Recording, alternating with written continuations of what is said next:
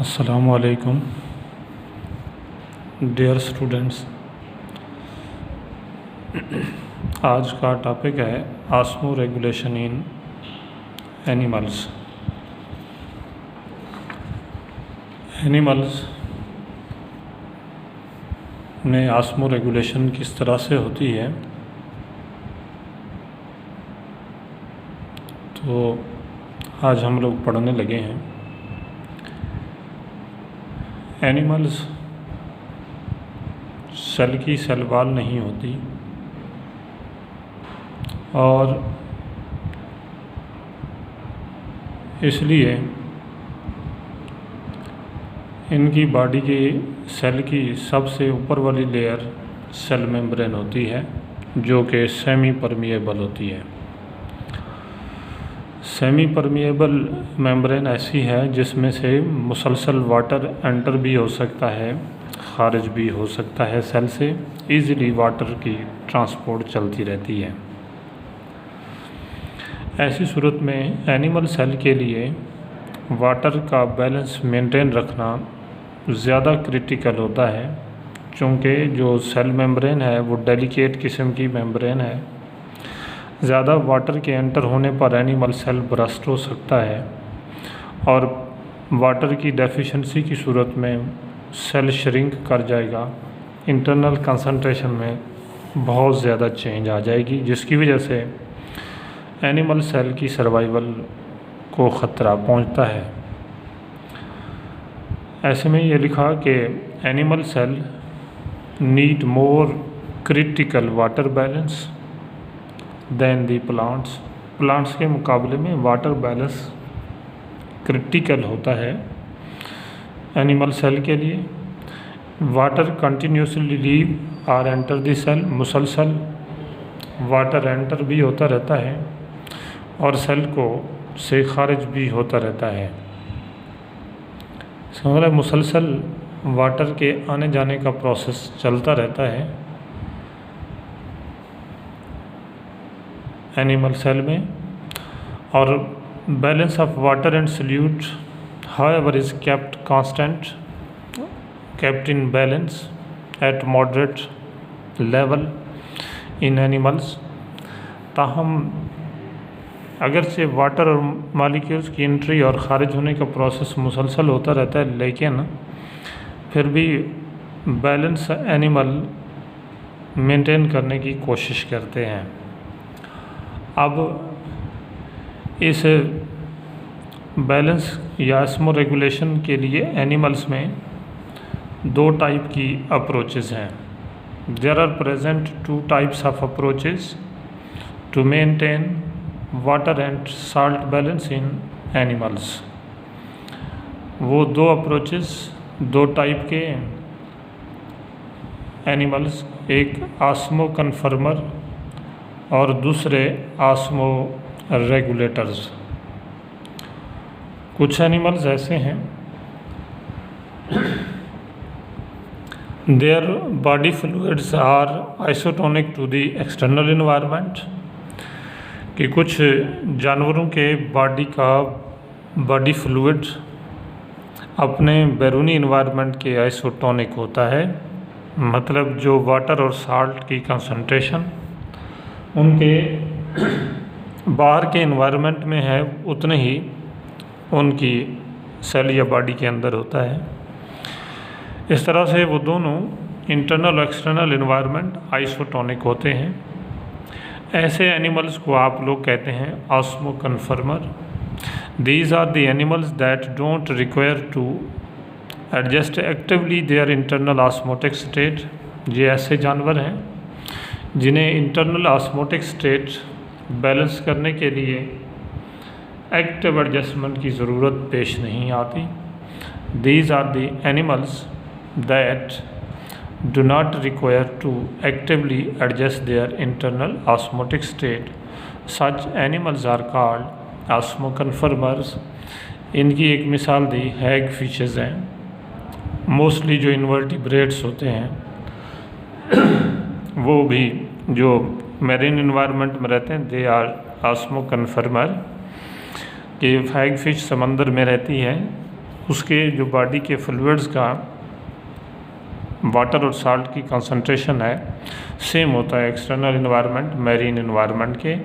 Such animals are called osmoconformer. यानी एक approach ये है कि बॉडी फ्लूइड की कंसंट्रेशन सेम कर लेते हैं कुछ एनिमल, जैसे उनके बाहर के इन्वायरमेंट क्या होता है। दूसरी अप्रोच है दे मे बी ऑस्मोरेगुलेटर।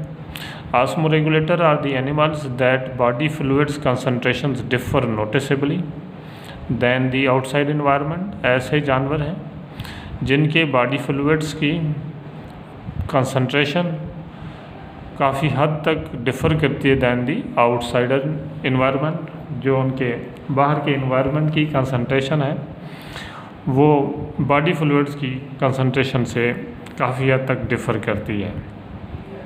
या तो बाहर का इन्वायरमेंट हाइपोटोनिक होता है या फिर हाइपरटोनिक होता है। Such animals need to adjust actively their internal osmotic state. ये ऐसे एनिमल्स होंगे जिन्हें अपनी इंटरनल ऑस्मोटिक स्टेट एडजस्ट करना पड़ती है, की ज़रूरत होती है। Such animals are called osmo regulators.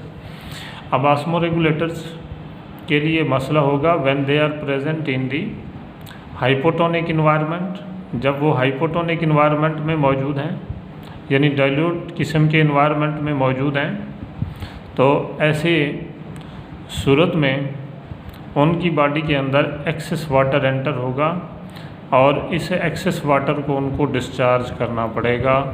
They have to discharge excess water in hypotonic environment. और ऑस्मो रेगुलेटर्स को ये एडजस्ट करने के लिए जब वो हाइपरटोनिक इन्वायरमेंट में हों they have to excrete salts. कि अगर हाइपरटोनिक इन्वायरमेंट में है तो उनको साल्ट एक्सक्रीट करना पड़ेंगे, क्योंकि उनकी बॉडी की से वाटर लॉस हो जाएगा। ऐसे में साल्ट की कंसंट्रेशन ज़्यादा हो जाएगी साल्ट से एंट्री होने की वजह से। तो बॉडी के फ्लूइड्स में वाटर और साल्ट का बैलेंस मेंटेन रखने के लिए इनको एक्सेस साल्ट खारिज करना होंगे in case of hypertonic environment. Osmoregulator अगर हाइपोटोनिक इन्वायरमेंट में मौजूद हैं तो they have to discharge excess water, क्योंकि हाइपोटोनिक इन्वायरमेंट में फ्लडिंग इशू होता है और हाइपरटोनिक इन्वायरमेंट में इशू होता है साल्ट्स की हाई कंसंट्रेशन का, वाटर लॉस का। तो ऐसे सूरत में उनको उसके मुताबिक एडजस्ट करना पड़ेगा। अब एनिमल्स मुख्तलिफ़ किस्म के इन्वायरमेंट में पाए जाते हैं। तकरीबन तमाम किस्म के इन्वायरमेंट में जानवर मौजूद हैं। ये ज़मीन, ये पानी, हर जगह तकरीबन जानवर पाए जाते हैं। और लेकिन डिफरेंट इन्वायरमेंट के अंदर डिफरेंट किस्म की प्रॉब्लम्स का सामना होता है। ऐसे में वो किस तरह से रेगुलेट करते हैं, उनका क्या तरीक़ेकार है। तो सबसे पहले आज हम लोग डिस्कस कर रहे हैं osmo regulation in terrestrial animals. के टेरेस्ट्रियल एनिमल्स में ऑस्मो रेगुलेशन का प्रोसेस कैसे होता है। टेरेस्ट्रियल एनिमल्स यानी लैंड लिविंग एनिमल्स जो ज़मीन पर पाए जाते हैं, उनके लिए प्रॉब्लम सबसे पहली बात लिखी कि मसला क्या है। मसला ज़मीन पर होता है evaporative loss of water leading to dehydration, कि बॉडी से वाटर लॉस होती है। एवापोरेशन की सूरत में वाटर मुसलसल बॉडी से एवापोरेट होता है, बुखारात बनकर उड़ता रहता है, जिसकी वजह से डिहाइड्रेशन हो जाती है। वाटर लॉस की वजह से डिहाइड्रेट हो जाती है बॉडी में पानी की शदीद कमी हो जाती है और ये इंतहाई ख़तरनाक है। यानी मसला है वाटर की लॉस का।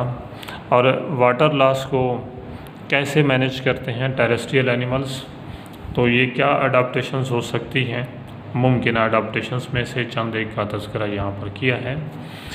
ये पहली अडाप्टेशन बताई कि सबसे पहले तो ये बॉडी के बाहर ये covering of the body surface होती है, ये कवर किया जाता है ताकि वाटर लॉस को मिनिमाइज़ किया जा सके।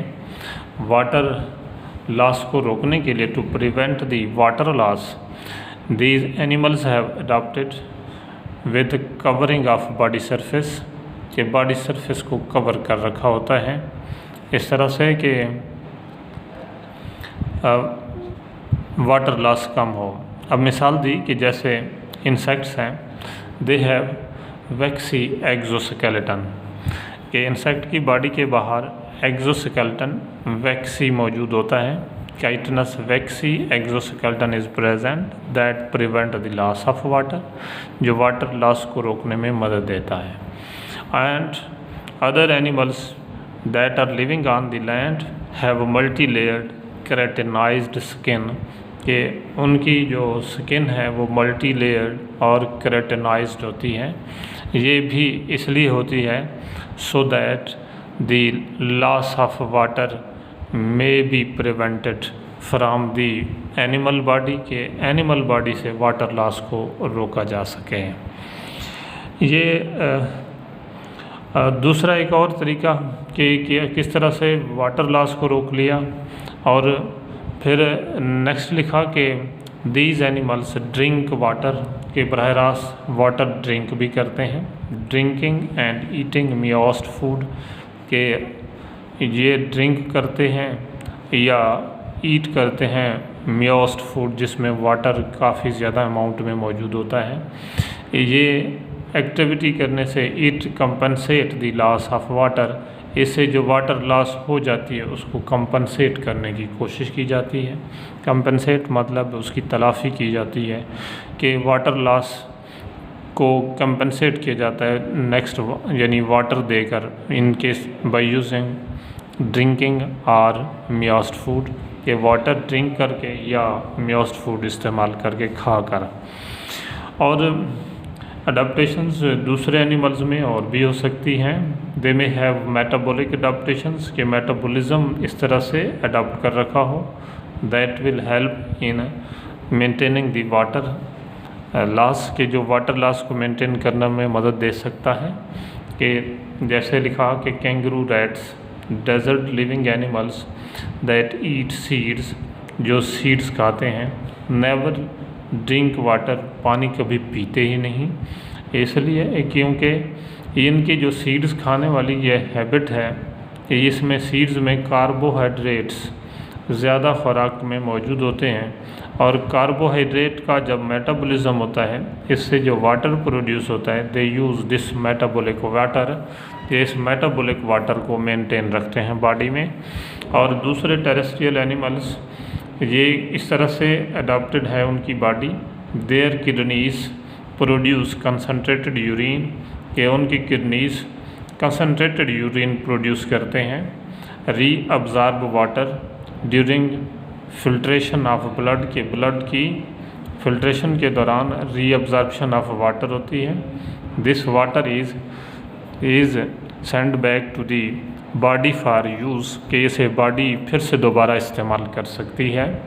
और इसके अलावा some animals have behavioural adaptations, के उनके बिहेवियर में भी ऐसे अडाप्टेशंस पाई जाती हैं, इस टाइप का वह बिहेवियर करते हैं कि वाटर लॉस बॉडी से कम हो। जैसे कि डेजर्ट्स में मौजूद जानवर आमतौर पर बरोज़ में रहते हैं, शेड वाली जगह पर रहते हैं, ताकि बरह रास्त उनकी बॉडी पर हीट असरअंदाज ना हो, वाटर लॉस एवोपोरेशन कम हो। और दे आर नॉकटर्नल, और अक्सर औक़ात ये नॉकटर्नल होते हैं। दे कम आउट एट नाइट, के ये रात के वक्त में बिल से बाहर आते हैं, कि रात को ये एक्टिव होते हैं। They feed at night, they are called nocturnal animals.